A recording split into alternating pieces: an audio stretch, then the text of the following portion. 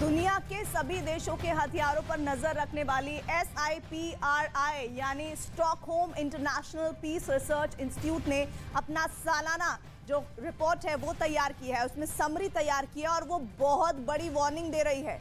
ये चेतावनी परमाणु युद्ध की है, बढ़ती आशंकाओं की ओर है। रिपोर्ट के मुताबिक दुनिया में बढ़ते तनाव के चलते परमाणु हथियारों के इस्तेमाल का जोखिम इस वक्त सबसे ज्यादा है।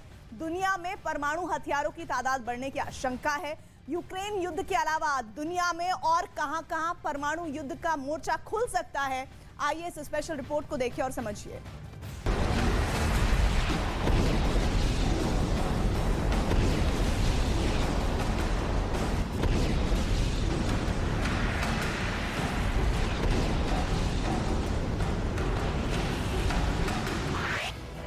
क्या परमाणु बम फिर फटने वाला है?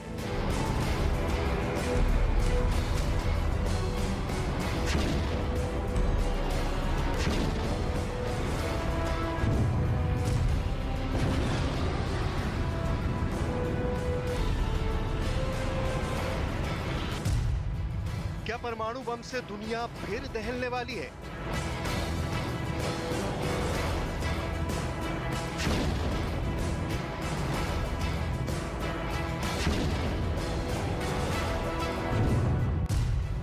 क्या न्यूक्लियर वॉर का खतरा बढ़ गया है?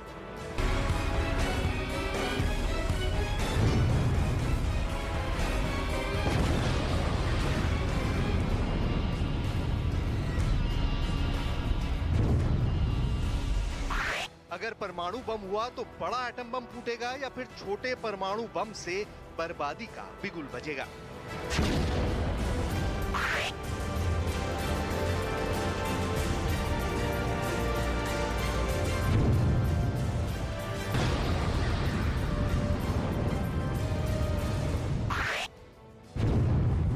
अगर ये हुआ तो वो होगा जिसे देखकर पूरी दुनिया दहल जाएगी। अगर परमाणु बम फटा तो दुनिया की तस्वीर पूरी तरह से बदल जाएगी। ये बम दुनिया के जिस हिस्से पर गिरेगा वो वीरान हो जाएगा, वहां की धरती बंजर हो जाएगी। अगर न्यूक्लियर वॉर हुआ तो उसके आगे यूक्रेन युद्ध के ये धमाके भी बहुत छोटे साबित होंगे। अगर परमाणु युद्ध हुआ तो धमाके इससे कई गुना बड़े होंगे, जोरदार होंगे, क्योंकि न्यूक्लियर बम से बड़ा धमाका करने वाला बम अभी बना ही नहीं है। न्यूक्लियर युद्ध की ये बातें ख्याली बातें नहीं, ये बहुत ही पुख्ता वार्निंग है। SIPRI यानी Stockholm International Peace Research Institute के मुताबिक दुनिया में बड़े तनाव के चलते परमाणु हथियार के इस्तेमाल का जोखिम दशकों में सबसे अधिक बढ़ गया है। दुनिया में परमाणु हथियारों की तादाद बढ़ने की आशंका है। ये चेतावनी सिपरी के अपने 2022 के सालाना रिपोर्ट को लॉन्च करने वाले समरी रिपोर्ट में कही है। सिपरी की ये रिपोर्ट या कहें दुनिया में परमाणु हथियारों के इस्तेमाल होने की चेतावनी बहुत ही बड़े खतरे का अलार्म है, क्योंकि सिपरी ने अपनी एनुअल रिपोर्ट में दुनिया में बढ़ते तनाव की बात कही है। ऐसे में आगे बढ़ने से पहले ये जान लेना बहुत ही जरूरी है कि फिलहाल दुनिया के कितने मोर्चे पर युद्ध को बढ़ाने वाला तनाव अपने चरम पर है। पहला परमाणु फ्रंट बना है यूक्रेन युद्ध। रूस और यूक्रेन के बीच 3.5 महीने से भी अधिक वक्त से जंग चल रही है। पुतिन कई बार दुनिया को अपने पावरफुल परमाणु बमों की याद दिला चुके हैं। दूसरा न्यूक्लियर फ्रंट बाल्टिक देशों में मौजूद नेटो और रूस के बीच खुल सकता है, जहां न्यूक्लियर टेंशन बढ़ने की आशंका है। तीसरा मोर्चा उत्तर कोरिया के किम जोंग खोल सकते हैं, जिनकी परमाणु भूख लगातार बढ़ती चली जा रही है, जो दक्षिण कोरिया, जापान समेत अमेरिका तक के लिए परेशानी की बात साबित हो सकती है। चौथा परमाणु मोर्चा चीन खोल सकता है, क्योंकि परमाणु बम का बड़ा जखीरा रखने वाला चीन ताइवान को अपने नक्शे में मिलाने को आतुर है। चीन अगर ताइवान पर हमला करता है तो नौबत परमाणु युद्ध तक आ सकती है। पांचवा न्यूक्लियर वॉर फ्रंट इजराइल और ईरान के बीच खुल सकता है। अगर इन पांचों मोर्चों में से किसी भी मोर्चे पर परमाणु युद्ध हो गया तो नतीजा बहुत ही भयावह होगा। परमाणु युद्ध हुआ तो सीधे तौर पर 2 करोड़ से ज्यादा लोगों की मौत होगी। 2 अरब लोगों को भुखमरी का सामना करना पड़ेगा। दुनिया की आधी ओजोन परत भी खत्म हो जाएगी। धरती का एक बड़ा हिस्सा काले धुएं के आगोश में समा जाएगा। सूरज की रोशनी ठीक से धरती पर नहीं पहुंच पाएगी। दुनिया भर में मॉनसून पर बहुत बुरा असर पड़ेगा। परमाणु बम ऐसे बम होते हैं जो न्यूक्लियर रिएक्शन की वजह से बहुत छोटे होने के बावजूद भी बहुत बड़े धमाके कर सकते हैं। ये बम न्यूक्लियर फ्यूजन यानी नाभिकीय संलयन या फिर न्यूक्लियर फिजन यानी नाभिकीय विखंडन के फॉर्मूले पर काम करते हैं, जो विस्फोट के बाद बड़ी तबाही लाते हैं।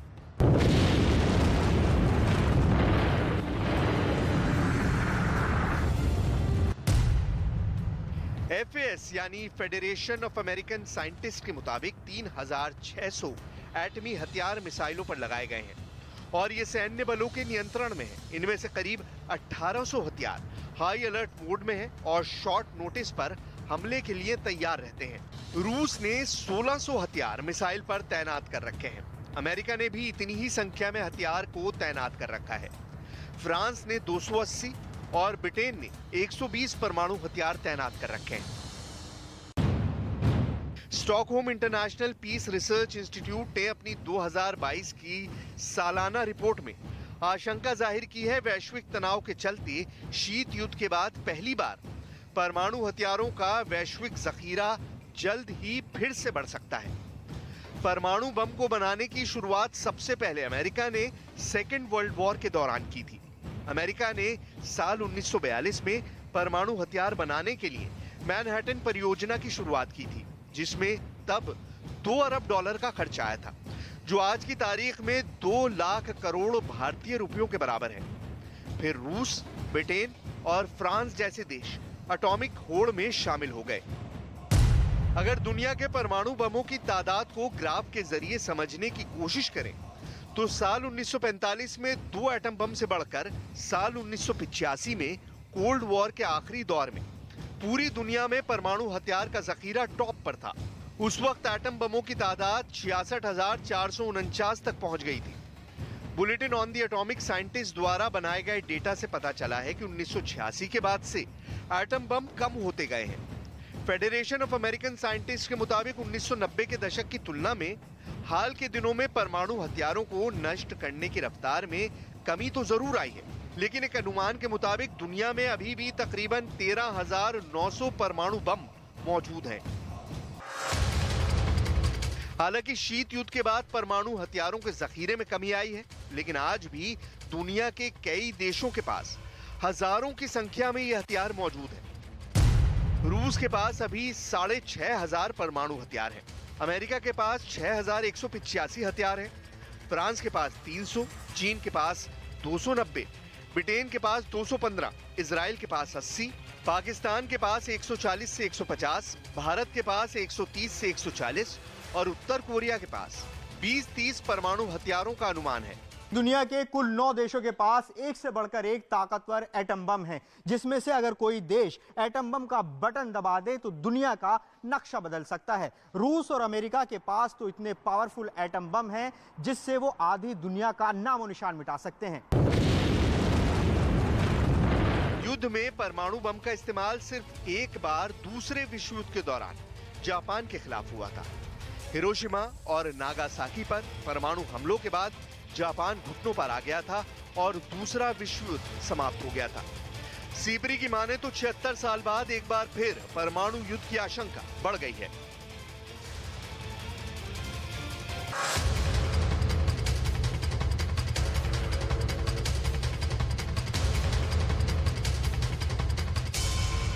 द न्यूयॉर्क टाइम्स की एक रिपोर्ट के मुताबिक दुनिया के मशहूर युद्ध विश्लेषकों का मानना है कि पुतिन की सेना किसी भी पारंपरिक युद्ध को कैसे परमाणु युद्ध में बदला जा सकता है, इसका अभ्यास भी कर चुकी है और खासकर यूक्रेन युद्ध के मैदान में भारी नुकसान के बाद रूस की सेना ऐसा कर भी सकती है।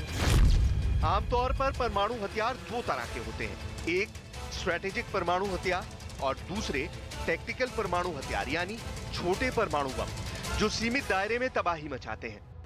23 फरवरी को जब रूस ने यूक्रेन पर हमला किया था, तब से लेकर अब तक यूक्रेन की जमीन काली और आसमान लाल हो गया है। रूस यूक्रेन पर सभी तरीके के दांव चल रहा है, लगातार माइंड गेम खेल रहा है। उसी का अगला पड़ाव छोटे परमाणु बम के इस्तेमाल को माना जा सकता है। जिसके संकेत रूस के राष्ट्रपति व्लादिमीर पुतिन कई मर्तबा दे चुके हैं। ऐसे में अगले कुछ दिनों में वो हो सकता है जिसे देखकर दुनिया सहम जाएगी। दावा किया जा रहा है कि पुतिन अपने जखीरे का सबसे खतरनाक बम यूक्रेन के खिलाफ इस्तेमाल करने का मन बना चुके हैं। ब्रिटिश खुफिया एजेंसी का यह भी अंदेशा है कि अगर रूस ने यूक्रेन के खिलाफ छोटे न्यूक्लियर बम इस्तेमाल किए तो इसके विनाशकारी नतीजे हो सकते हैं। अगर रूस ने अपना मीडियम पावर यानी 10 किलोटन ताकत वाला टैक्टिकल न्यूक्लियर बम यूक्रेन की राजधानी कीव पर गिराया तो आग के चलते 200 मीटर तक सब कुछ जलकर खाक हो जाएगा। एयर ब्लास्ट 1 के बाद 1 किलोमीटर तक झटके महसूस होंगे। 5 किलोमीटर तक रेडिएशन फैल जाएगा जो न सिर्फ जानलेवा होगा बल्कि पीढ़ियों को बीमार करेगा। 1 लाख से अधिक लोग मारे जाएंगे। एयर ब्लास्ट 2 में 2 किलोमीटर तक इमारतें ध्वस्त हो जाएंगी। 6 किलोमीटर तक थर्मल रेडिएशन का असर होगा। 2 लाख लोग रेडिएशन की चपेट में आएंगे। एयर ब्लास्ट 3 के बाद 15 किलोमीटर तक खिड़कियों के शीशे टूट सकते हैं। 20 किलोमीटर के दायरे तक तबाही मचेगी। छोटे एटम बम रूस के सबसे महाविनाशक हथियारों में से एक है। हालांकि ये बड़े परमाणु बम से कम तबाही मचाते हैं, लेकिन ये तबाही यूक्रेन युद्ध की तस्वीर बदलने वाली साबित होगी। ऐसे में सोचिए, अगर छोटे परमाणु बम के बदले बड़े एटम बम का बटन दब गया, फिर धरती पर कैसी तबाही आएगी।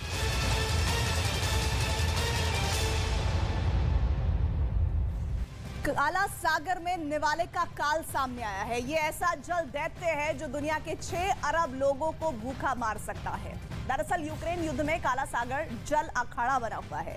काला सागर में रूस के हमलों से बचने के लिए यूक्रेन की नेवी ने बारूदी सुरंग बिछा रखी थी। वहीं यूक्रेन को काला सागर के रास्ते कोई बड़ी मदद ना मिले, इसके लिए रूस ने यहां सी माइंस का जाल बिछा रखा है। लेकिन इस बारूद के जाल ने उन युद्धपोतों का रास्ता रोक रखा है जिसके जरिए अनाज दुनिया के तमाम देशों को पहुंचता है। यूक्रेन युद्ध के चलते कैसे रोटी का विश्व युद्ध छिड़ गया है, इस स्पेशल रिपोर्ट के जरिए जानिए।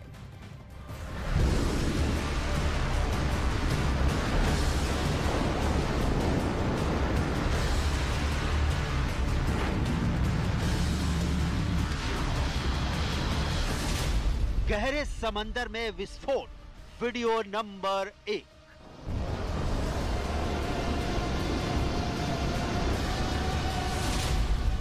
गहरे समंदर में विस्फोट, वीडियो नंबर 2।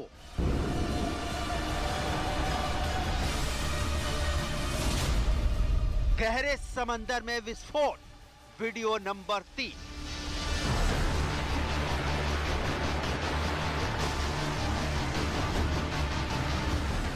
समंदर की अतल गहराइयों में बिछाई गई श्री माइन कुछ ऐसे ही दुश्मनों का काल बनती है।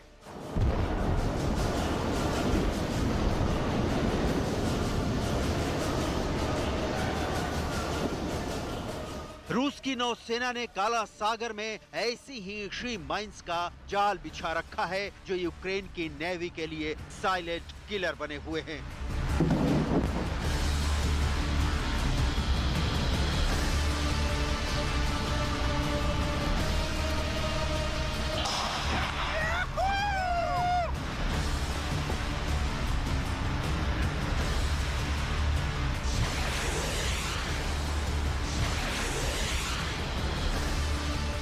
काला सागर में रूस के बिछाए सी माइंस का असर सिर्फ यूक्रेन पर ही नहीं है। इसके फटने के खौफ ने 6 अरब लोगों के निवाले पर संकट खड़ा कर दिया है।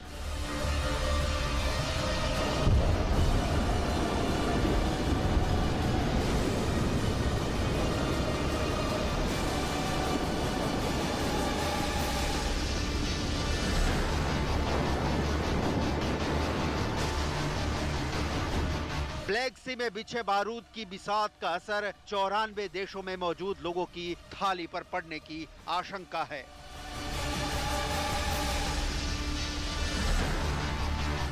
वजह है काला सागर की मचलती लहरों पर पुतिन की सेना का पहरा। ब्लैक सी में पुतिन की सेना का वर्चस्व है। ब्लैक सी से लगे यूक्रेन के सभी बंदरगाहों पर रूस की कड़ी नजर है। काला सागर के बंदरगाहों पर रूस की नाकेबंदी है। काला सागर के तट पर रूस से लेकर खुद यूक्रेन ने भी सी माइंस लगा रखे हैं, जिनकी वजह से किसी भी युद्धपोत के आवाजाही पर कर्फ्यू वाले हालात बन गए हैं। रूस की सेना ने यूक्रेन की नेवी के मुकाबले पहले ही काफी कमजोर हालत में थी, लेकिन अब युद्ध के बाद रूस ने अपने पूरे ब्लैक सी फ्लीट को सुपर एक्टिव कर दिया है। काला सागर तट के चप्पे चप्पे पर सी माइंस लगी हुई है, जिस वजह से यूक्रेन के बंदरगाह पूरी तरह से दुनिया से कट गए हैं। ऐसे में यूक्रेनी युद्ध से कैसे 6 अरब लोगों को रोटी के लाले पड़ सकते हैं।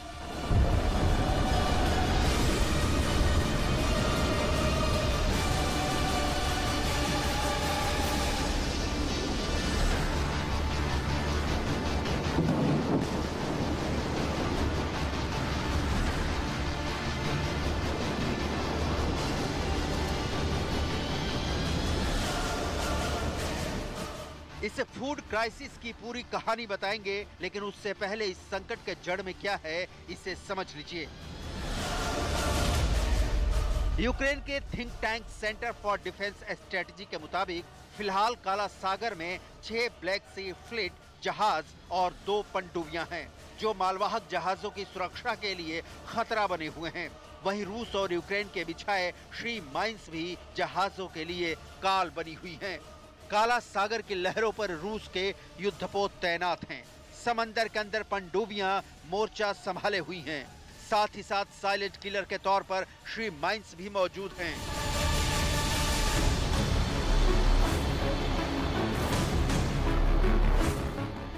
यानी अनाज और भूखे लोगों के बीच समंदर में माइंस बिछे हैं।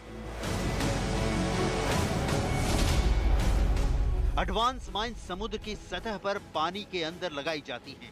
जब पानी के अंदर माइंस में ब्लास्ट होता है तब 3 तरह से ये असर करता है।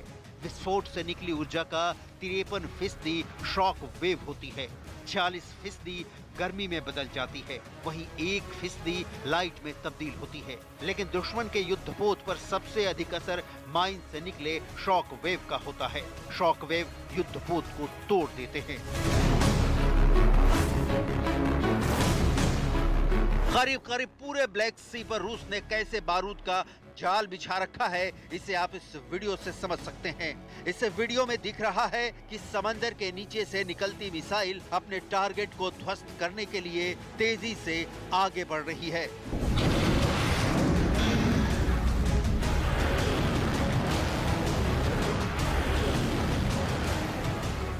समंदर, मिसाइल और सबमरीन से यूक्रेन को दहलाने का ये वीडियो किसी और ने नहीं बल्कि रूस की तरफ से जारी किया गया है।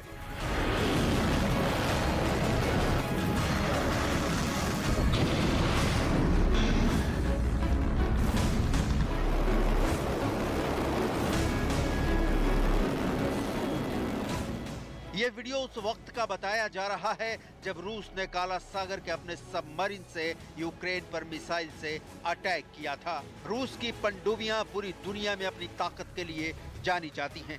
ब्लैक सी से यूक्रेन के खिलाफ पनडुब्बी से मिसाइल अटैक का ये वीडियो रूसी पनडुब्बी की ताकत का प्रदर्शन भर नहीं रहा। इसके पीछे की कहानी खुद दुनिया के सबसे छोटे समंदरों में शुमार ब्लैक सी है, जिस पर रूस का 300 सालों से दबदबा है। रूस यूक्रेन युद्ध के दौरान इस दबदबे को बरकरार रखना चाहता है, क्योंकि ब्लैक सी में नाटो देशों की दखल रूस के लिए मुसीबत का सबब बन सकती है। कैसे, ये समझने के लिए काला सागर के भूगोल को समझना होगा।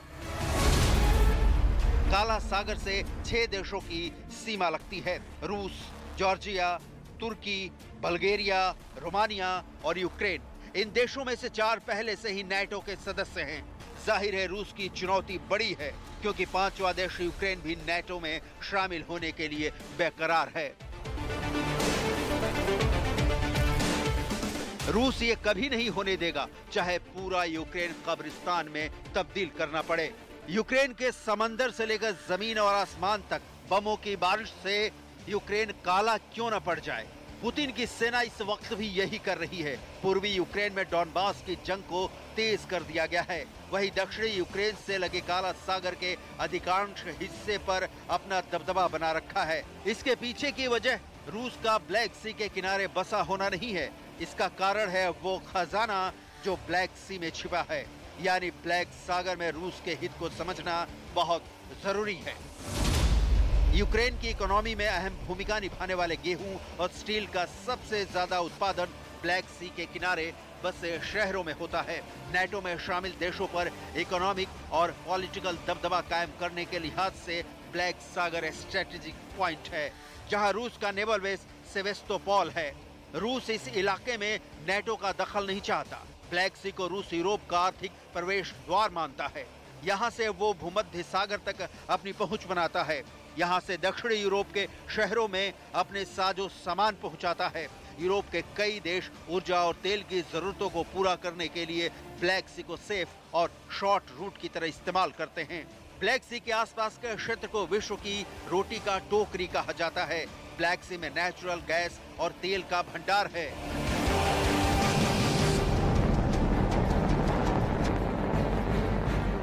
जाहिर है ऐसी जलराशि पर अमेरिका और यूरोप की नजर हो तो रूस यहाँ अपना कब्जा जमाना जरूर चाहेगा। लेकिन काला सागर की लड़ाई में अब 6 अरब देशों की रोटी पर ग्रहण लग सकता है।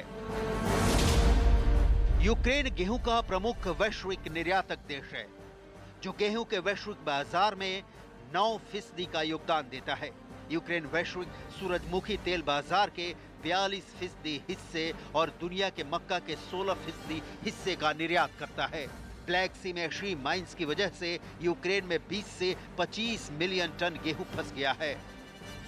युद्ध के चलते लाखों टन अनाज यूक्रेन के गोदामों और बंदरगाहों में पड़ा है, लेकिन उनका एक्सपोर्ट नहीं हो पा रहा है। वहीं न्यूयॉर्क टाइम्स की रिपोर्ट के मुताबिक अमेरिका ने चेतावनी दी है कि रूस यूक्रेन से चुराए गए गेहूं को अफ्रीका के सूखाग्रस्त देशों को बेचकर उस लूट से लाभ उठाने की कोशिश कर रहा है। वहीं यूक्रेन ग्रेन एसोसिएशन के प्रमुख माइकोला गोर्बाको ने चेतावनी दी है कि अगर यूक्रेन के बंदरगाहों से निर्यात फिर से शुरू नहीं हुआ तो जुलाई के आखिर में शुरू होने वाली अगली फसल बुरी तरह प्रभावित होगी, जिसका असर दुनिया के पेट पर पड़ना लाजमी है।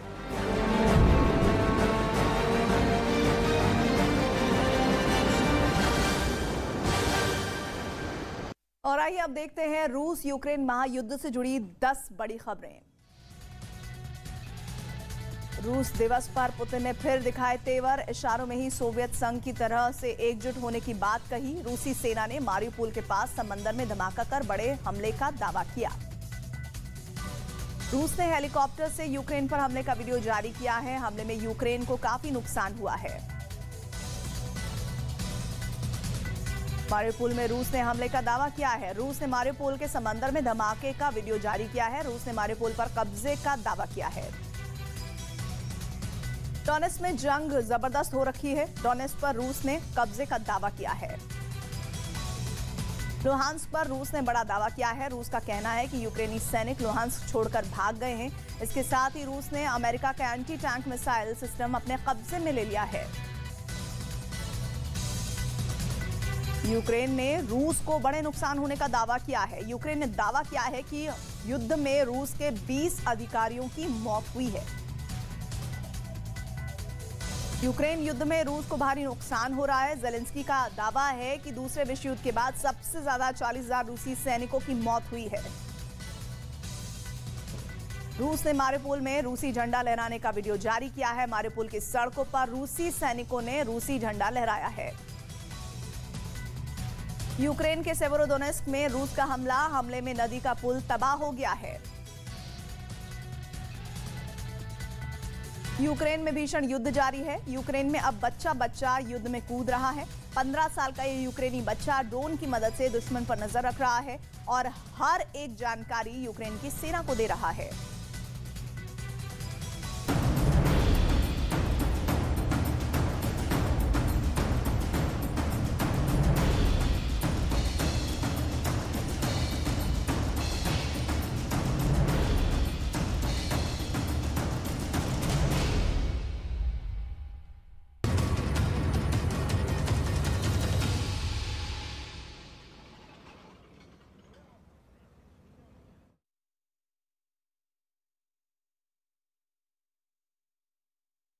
खबर आ रही है राहुल गांधी से जुड़ी हुई। नेशनल हेराल्ड केस में राहुल गांधी से ईडी दफ्तर में पूछताछ जारी है। ईडी के 4 अधिकारी पूछताछ कर रहे हैं। जॉइंट डायरेक्टर लेवल के अधिकारी भी शामिल हैं। ईडी दफ्तर में अलग अलग कमरे में राहुल से पूछताछ हो रही है। पहले राउंड में राहुल से करीब 2.5 घंटे तक पूछताछ हुई है और एक ब्रेक हुआ है। राहुल गांधी बाहर निकले हैं, अपनी मां से मुलाकात की और फिर ईडी दफ्तर पहुंच गए हैं। तब से ईडी दफ्तर में ये पूछताछ हो रही है। तो बड़ी खबर इस वक्त Rahul Gandhi, grand old party के इस वक्त राहुल गांधी किस तरह से ईडी उनसे पूछताछ कर रही है। बीजेपी ने जश्न भ्रष्टाचार इस पूरे घटनाक्रम को बताया, जो सुबह से ही किस तरह से प्रोटेस्ट कांग्रेस के कार्यकर्ता कर रहे हैं। राहुल गांधी को इस वक्त देख रहे हैं आप। राहुल गांधी से पूछताछ जारी है। खबर ये आ रही है कि नेशनल हेराल्ड केस में राहुल गांधी से ईडी दफ्तर में पूछताछ जारी है।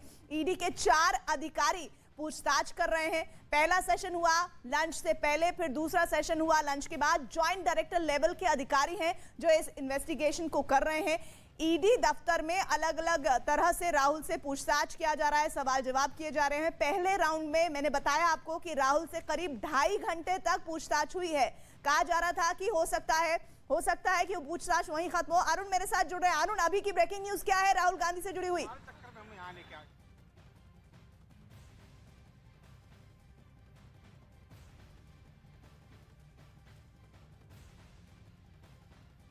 दीपक, आप तक आवाज आ रही है तो अभी बताइए क्या हो रहा है वहां पर? देखिए प्रीति, यहाँ पर इस वक्त अभी भी लगातार पूछताछ की जा रही है राहुल गांधी से। तकरीबन 1.5 घंटा हो चुका है। उन्हें 3:45 पर लंच के बाद राहुल गांधी ईडी दफ्तर वापस पहुंचे थे और उसके बाद अब उनसे लगातार पूछताछ की जा रही है। ईडी ने उन्हीं सवालों को दोबारा पूछा है जो सवालों के जवाब राहुल गांधी ने नहीं दिए थे या फिर उनसे किनारा करने की कोशिश की थी, क्योंकि ईडी उन सभी सवालों का जवाब चाहती है राहुल गांधी से जो नेशनल हेराल्ड से जुड़े थे। और 2012 में जब से बीजेपी नेता सुब्रमण्यम स्वामी ने ये याचिका लगाई थी कि कांग्रेस के कई नेताओं ने इस पूरे मामले में धोखाधड़ी की थी, तो उसके बाद से लगातार इस पूरे मामले को गरमाया गया।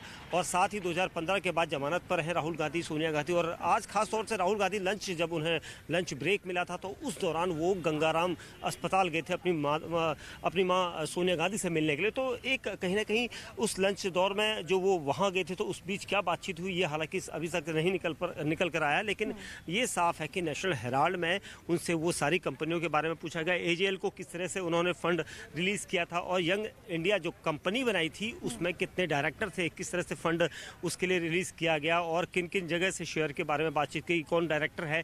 ये सारे सवालों का जवाब राहुल गांधी से इस वक्त ईडी की टीमें जो है वो पूछ रही हैं। और राहुल गांधी ने हालांकि कई सवालों का जवाब नहीं दिया, लेकिन ईडी का कहना है कि अगर सूत्रों के हवाले की माने तो ईडी लगातार उन सवालों पर लगातार क्रॉस क्वेश्चनिंग कर रही है जो अब तक सवालों के जवाब में इससे पहले जिन लोगों ने बयान दिए थे, क्योंकि जितनी 38% की उनकी हिस्सेदारी थी, जो प्रतिशत था, उतना ही सोनिया गांधी का था। इस पूरे मामले में भी उससे पूछताछ की जा रही है, क्योंकि मोतीलाल वोहरा और ऑस्कर फर्नांडिस जो इस वक्त दिवंगत हैं उनके बारे में पूछताछ की गई थी। तो कुल मिला के ये सारी जानकारियां इस वक्त उनसे ली जा रही है। जी बिल्कुल, और ये लगातार पूछताछ जारी है राहुल गांधी से। इस वक्त ईडी दफ्तर के बाहर हम मौजूद हैं और पिछले 1.5 घंटे से एक ब्रेक के बाद राहुल गांधी से ये पूछताछ लगातार चल रही है। कई ऐसे सवाल हैं जिसका जवाब राहुल गांधी ने बहुत संतोषजनक तौर पर ईडी को नहीं दिया है, इसलिए ये उम्मीद भी की जा रही है कि फिर एक बार ईडी के सामने राहुल गांधी को हाजिर होना पड़ सकता है। लेकिन सवालों की फेहरिस्त बहुत लंबी है जो राहुल गांधी से किए जाने। नेशनल हेराल्ड मामले में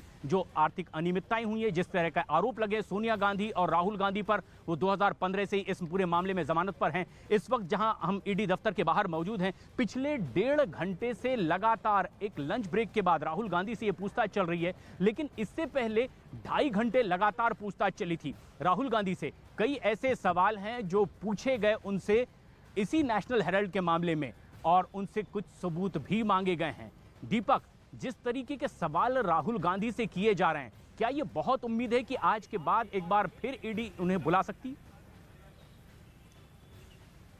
निश्चित तौर पर प्रशांत, क्योंकि इससे इनकार नहीं किया जा सकता, क्योंकि आज अगर ईडी उनके सवालों से संतुष्ट नजर नहीं आएगी तो जाहिर सी बात है कि राहुल गांधी को दोबारा सम्मन भेजकर फिर एक बार पूछताछ के लिए बुलाया जा सकता है। क्योंकि ये एक ऐसा केस है जब इस पूरे मामले में पुलिस कोशिश ये करेगी कि ज़्यादा से ज़्यादा सवालों को जो है पूछा जा सके। और राहुल गांधी जिस तरह से सवालों से दरकिनार कर रहे थे और साथ ही कई ऐसी चीज़ें हैं जिनको पूछताछ में शामिल किया गया, लेकिन राहुल गांधी ने उससे किनारा करने की कोशिश की है। चाहे वो पुरानी फंडिंग हो, क्योंकि शेयर कंपनियों को लेकर खासतौर से शैल कंपनियों का भी इसमें जिक्र किया जा रहा है। तो ये सारी चीज़ें पूछताछ में राहुल गांधी से सवाल ये दागे जा रहे हैं, लेकिन ईडी के इन सवालों का जवाब अब तक राहुल गांधी ने नहीं दिया है। तो कुल मिला के कहना होगा कि अगर आज शाम को देर शाम 5 या 7 बजे तक उनसे पूछताछ होती है और उसके बाद उन्हें छोड़ा जाता है, तो उसके बाद फिर समन देकर उनसे पूछताछ के लिए आगे की तारीख तय की जाएगी। तुषार। बिल्कुल, और ये पूछताछ का सिलसिला आगे भी चल सकता है, लेकिन कांग्रेस की कोशिश ये थी कि तमाम नेताओं के साथ मिलकर कांग्रेस दफ्तर से ईडी दफ्तर तक एक पूरा मार्च निकाला जाए। दिल्ली पुलिस ने हालांकि इसकी कोई इजाजत नहीं दी थी, लेकिन गहमा गहमी का आलम आज कांग्रेस दफ्तर में भी देखा जा रहा है। रीमा हमारी सहयोगी यहीं पर मौजूद हैं। रीमा, क्या इस वक्त कांग्रेस दफ्तर में चल रहा है? किस तरह की स्ट्रेटेजी कांग्रेस के तमाम नेताओं की? कांग्रेस दफ्तर में फिलहाल सन्नाटा है। जो सुबह की गहमा गहमी थी वो इस वक्त नहीं है, लेकिन जो राहुल गांधी एक प्रेस कॉन्फ्रेंस करने वाले हैं जिसकी चर्चा हो रही है, यानी वो ईडी दफ्तर से जब निकलेंगे, जब लंबी सवालों की फहरिस्त 2 राउंड की पूछताछ और उसके बाद जब वो बाहर आएंगे, तो सबसे महत्वपूर्ण होगा ये देखना कि राहुल गांधी का बॉडी लैंग्वेज क्या कहता है, उनका तेवर कितना तल्ख है, वो कितने हमलावर है। उससे ही पता चल पाएगा कि सवालों में क्या उलझ पाए हैं राहुल गांधी, क्या सेकंड समन किया जा सकता है राहुल गांधी को, क्या राहुल गांधी से फिर पूछताछ हो सकती है, या अगली स्ट्रैटेजी जो इस कांग्रेस दफ्तर में तैयार होती है राहुल गांधी से लेकर जो उनके पार्टी के सिपहसालार की भूमिका में रहने वाले लोग हैं, वो इसी दफ्तर में तय होगा या आगे कुछ और नया करने वाली है? सवाल हैं, ये कई सवाल हैं जो राहुल गांधी के सामने रखे जा रहे हैं, लेकिन बात यह भी सामने आ रही है कि कई ऐसे सवाल हैं जिसका बहुत संतोषजनक जवाब राहुल गांधी की ओर से ईडी को नहीं मिला है, और इसीलिए उम्मीद की जा रही है कि फिर एक बार एक नए सिरे से कई सवाल राहुल गांधी के सामने आ सकते हैं। लेकिन कांग्रेस की आगे क्या स्ट्रेटेजी होगी? अरुण हमारे सहयोगी बहुत नजदीक से इस पर नजर बनाए हुए हैं। अरुण, आगे किस तरह की उम्मीद की जाए, क्योंकि आरोप कांग्रेस की ओर से सरकार पर लगाए जाते हैं और सरकार बीजेपी लगातार ये कह रही है कि कांग्रेस इस पर सियासत न करे। देखिए प्रशांत, पहले मैं आपको तस्वीरें सीधी दिखाता हूं। यहाँ पर राजस्थान के मुख्यमंत्री अशोक गहलोत आपको दिखाई दे रहे हैं, छत्तीसगढ़ के मुख्यमंत्री भूपेश बघेल, अब मल्लिकार्जुन खड़गे राज्यसभा में विपक्ष के नेता हैं। ये सारे नेता प्रेस कॉन्फ्रेंस करने के लिए आ रहे हैं, और ये प्रेस कॉन्फ्रेंस जो हो रही है वो ईडी दफ्तर के ठीक बाहर हो रही है। अगर मैं आपको दूसरी तरफ की तस्वीरें दिखाऊं, ये देखिए ईडी प्रवर्तन निदेशालय का दफ्तर यहाँ पर है, पुलिस बल तैनात है। उसके ठीक सामने कांग्रेस पार्टी एक प्रेस कॉन्फ्रेंस का आयोजन कर रही है, जिसे अशोक गहलोत जैसे वरिष्ठ नेता इसको संबोधित कर रहे हैं। कुल मिला के कहना यह है कि कांग्रेस पार्टी इस पूरी लड़ाई को, इस पूरी पूछताछ को एक पॉलिटिकल लड़ाई के रूप में देख रही है। उसकी वजह है, कांग्रेस पार्टी पहले दिन से कह रही है कि जिस अखबार को जिंदा रखने के लिए पार्टी ने लोन दिया, किसी को प्रॉफिट नहीं हुआ, उस पर अगर इस तरह से ईडी पूछताछ कर रही है तो ये जरूर राजनीतिक साजिश है। बीजेपी लगातार ये कह रही है कि ये तो एक बात होगी, दूसरी बात यह है कि 2000 करोड़ रुपए की जो संपत्ति है नेशनल हेराल्ड की, उसको कब्जे में करने के लिए कांग्रेस पार्टी जैसे ही ये पूछताछ खत्म होती है हम दोबारा आपका रुख करेंगे। फिलहाल आप सभी बने रहिएगा इधर।